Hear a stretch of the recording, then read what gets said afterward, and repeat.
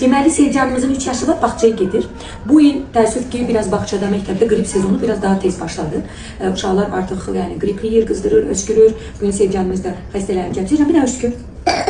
Bir də xışıltılı, bəlğəmli, burun axma, qızdırma, askırma, iştahsızlıq, ümumi zəifliklə gedən bir viruslardır. Üst tənəffüs yolu xəstəlikləridir. Adenovirus ola bilər, rinovirus ola bilər, influenza ola bilər. Hansı ki, mövsümdə ən çox görülən infeksiyalar, üst tənəffüs yolu virusları bunlardır. Nə etməliyik qarşısını almaq üçün? Bağçadan gələn uşaq mütləq burnunu natroflorluyun, akvamarisliyin. Boğazına varsa evdə təbii bitkisel spreyi vurun, böyük yaşlısa qarqaralar elətdirin, çoxlu maye verin və mütləq immunitet artırıcı qidalar verin. Vitamin C ilə zəngin, təbii, organik, faydalı qidalandırın, vaxtında yatızdırın. Çünki yuxu immunitet üçün çox vacibdir. Xəstə uşaqları kollektivə göndərməyin. Bir də bu cürə öskürəklərə çox yaxşı olar ki, bol maye, inqalyasiya varsa aparat, heç dərman qatmadan belə adi natroflorla inqalyasiya eləyib rahatlaşdıra bilərsiniz. Bəlğəmin çıxmasını ilk 5 yaş çalışın, bəlğəm gətiricilər verməyin. Çünki onlar sekreti daha da çoxaldır, öskürəyi daha da artıra bilir. Ona görə ancaq bunlar və burun spreyləri, boğaz spreyləri, qızdırma varsa, yüksəkdirsə mütləq həkim müayinəsi, uşağın ciyərinə qulaq asdırın mütləq. Çünki bilinmir hər virus özünü necə aparacaq, uşağın immunitetinə görə bu dəyişə bilir. Amma keçən sezon çox xəstələnmiş uşağınız varsa və allergiyalı